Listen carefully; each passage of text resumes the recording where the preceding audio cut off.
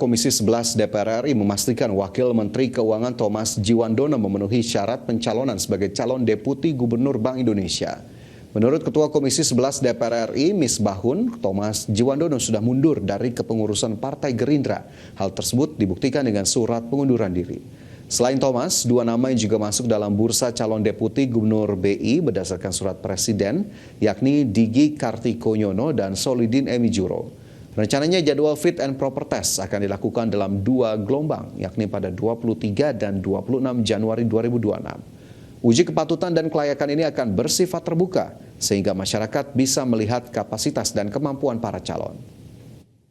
Saya sudah memastikan bahwa semua proses yang berjalan saat ini itu sudah proper secara aturan perundang-undangan. Soal kemudian keanggotaan partai politik, kemudian sebagai pengurus partai politik sudah dipastikan bahwa sejak awal itu sudah terpenuhi mengenai surat pengunduran diri, mengenai posisi-posisi yang ada pada keanggotaan di partai itu sudah tidak berjalan, sehingga apa yang menjadi prasyarat-prasyarat itu sudah terpenuhi. Bank Indonesia kembali mempertahankan suku bunga acuan atau BI rate di level 4,75% di Januari 2026. Selain itu, suku bunga deposit facility juga tetap di level 3,75% dan suku bunga lending facility tetap di level 5,5%. Gubernur Bank Indonesia Peri Warjio menegaskan kebijakan tersebut ditempuh untuk menjaga stabilitas sekaligus mendorong pertumbuhan ekonomi nasional. Peri menegaskan BI akan terus mencermati ruang penurunan suku bunga ke depan seiring dengan perkiraan inflasi 2026 yang terkendali dalam sasaran 2,5% plus minus 1%. Rapat Dewan Gubernur Bank Indonesia pada 20 dan 21 Januari 2026 memutuskan untuk mempertahankan BI rate sebesar 4,75%. Suku bunga deposit facility tetap sebesar 3,75% dan suku bunga lending facility tetap sebesar 5,50%. Keputusan ini konsisten dengan fokus kebijakan saat ini, yaitu pada upaya stabilisasi nilai tukar rupiah dari dampak meningkatnya ketidakpastian global, guna mendukung pencapaian sasaran inflasi 2026-2027 dan mendorong pertumbuhan ekonomi.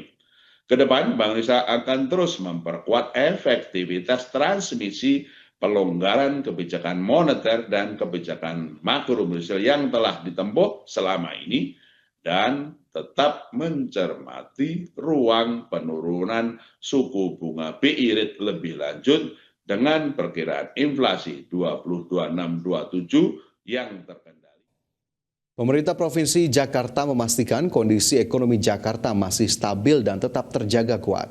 Ekonomi Jakarta tumbuh sebesar 5,03% di sepanjang 2025 dengan sektor penyediaan akomodasi dan makanan minuman menjadi salah satu sektor yang tumbuh paling tinggi. Pemerintah Provinsi DKI Jakarta memastikan kondisi ekonomi Jakarta masih stabil dan tetap terjaga kuat. Hal tersebut tercermin dari capaian investasi dan pengelolaan fiskal yang mampu melampaui target meski di tengah tantangan ekonomi global dan nasional yang masih diliputi ketidakpastian.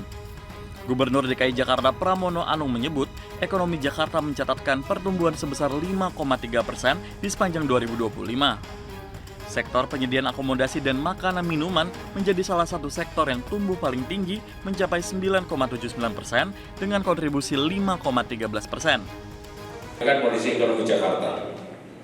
Seperti kita ketahui, ekonomi Jakarta tumbuh stabil dengan dukungan kebijakan fiskal yang berdampak nyata dengan pertumbuhan kumulatif 5,03%. Bank Indonesia memproyeksikan di tahun 2025 Jakarta akan tumbuh 4,6 sampai dengan 5,4%. Sektor penyediaan akomodasi dan makan minum menjadi salah satu sektor yang tumbuhnya paling tinggi, yaitu 9,79% dengan kontribusi kurang lebih 5,13%.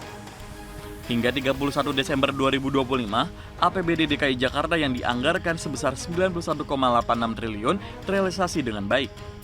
Pendapatan daerah DKI Jakarta sepanjang tahun 2025 mencapai 79,94 triliun rupiah, Sementara realisasi investasi sebesar 270,9 triliun rupiah dan inflasi sebesar 2,63 berada di bawah inflasi nasional 2,92.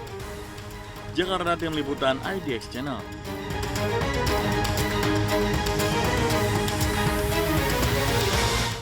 Israel menghancurkan fasilitas milik Badan Pekerjaan dan Pemulihan PBB untuk pengungsi Palestina di wilayah timur Yerusalem.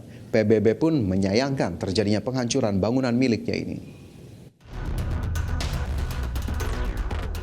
Pemerintah Israel menghancurkan fasilitas milik Badan Pekerjaan dan Pemulihan Perserikatan Bangsa-Bangsa untuk pengungsi Palestina atau UNRWA. Serangan ini merupakan pelanggaran serius terbaru Israel terhadap hukum internasional. Pasukan Israel mulai membongkar kantor UNRWA di Sheikh Jarrah, Yerusalem Timur, Palestina pada Selasa kemarin waktu setempat. Para penjaga keamanan di kompleks kantor itu juga diusir sebelum buldoser Israel menghancurkan bangunan. Juru bicara Sekjen PBB Farhan Haq menyayangkan tindakan penghancuran kantor UNRWA oleh Israel, mengingat kantor UNRWA juga merupakan bagian dari kantor PBB. It's exactly the case that UNRWA facilities are United Nations facilities. An attack on UNRWA is an attack on the United Nations. And we believe that they should not be left unaddressed and unresponded to. We hope our international partners across the board will see this situation in which our facilities are being demolished as unacceptable. Kementerian Luar Negeri Israel menyatakan pembongkaran tersebut merupakan penegakan hukum baru dengan mengabaikan hukum internasional. Di mana pada tahun 2024, Israel mengesahkan undang-undang yang melarang UNRWA beroperasi di Israel. Larangan ini semakin menghambat berbagai upaya untuk mengatasi krisis kemanusiaan di Gaza. Berbagai sumber, IDX Channel. Presiden Amerika Serikat Donald Trump mengancam akan mengenakan tarif masuk terhadap produk anggur asal Prancis hingga 200%. Ancaman tersebut muncul diduga akibat Prancis menunjukkan keengganan untuk bergabung dengan Dewan Perdamaian Gaza yang baru-baru ini dirintis oleh Trump. Presiden Amerika Serikat Donald Trump mengancam hendak menerapkan tarif masuk hingga 200% untuk produk minuman anggur dan champagne Prancis asal Prancis. Trump menyerukan ancaman itu pada hari Senin lalu sebagai respon indikasi bahwa Prancis mungkin akan menolak undangan bergabung ke Dewan Perdamaian Gaza bentukan Trump. Seperti diketahui, pada pertengahan Januari 2026, Trump membentuk Dewan Perdamaian Gaza sejalan dengan dimulainya fase kedua implementasi gencatan senjata di jalur Gaza. Komite ini akan menjalankan pemerintahan transisi di Gaza.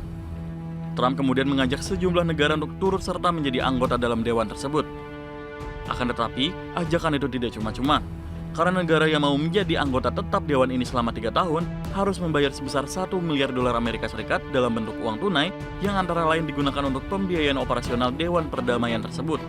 Sementara seorang pejabat Prancis yang dekat dengan Presiden Emmanuel Macron menyatakan Prancis tidak memiliki rencana untuk bergabung dengan Dewan Perdamaian pada tahap ini.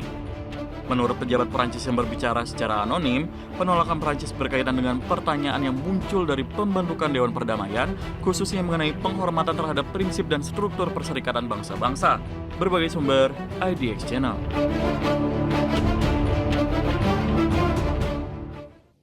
Pemirsa, topi merah bertuliskan Make America Go Away menjadi simbol perlawanan warga Denmark terhadap pernyataan Presiden Amerika Serikat Donald Trump soal rencana membeli Greenland.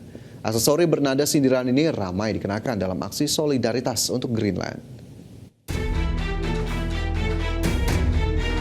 Topi merah bertuliskan Make America Go Away menjadi simbol perlawanan warga Denmark terhadap pernyataan Presiden Amerika Serikat Donald Trump soal rencana membeli Greenland. Topi merah tersebut terinspirasi dari topi ikonik pendukung Trump bertuliskan Make America Great Again. Namun versi Denmark justru memuat sindiran seperti Make America Go Away dan Already Great. Aksi ini mencuat setelah Trump kembali menyatakan minat Amerika Serikat untuk menguasai Greenland dengan alasan keamanan nasional dan sumber daya alam.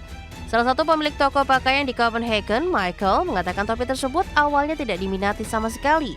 Ia mengaku hanya memproduksi 100 topi dan tidak terjual selama berbulan-bulan sebelum viral. Setelah ramai diperbincangkan, permintaan melonjak tajam dan topi itu menjadi simbol protes yang luas. Selain itu, slogan lain seperti New Dead Knock juga menarik perhatian sebagai permainan kata yang menegaskan penolakan terhadap rencana Amerika Serikat. Pemilik toko Jasper Rape Thompson bahkan membagikan ratusan topi dalam aksi unjuk rasa di Copenhagen dan Nuuk. Puluhan ribu orang turun ke jalan meneriakan Greenland is not for sale, memicu ketegangan diplomatik antara Denmark dan Amerika Serikat yang sama-sama anggota NATO. Berbagai sumber, IDX Channel.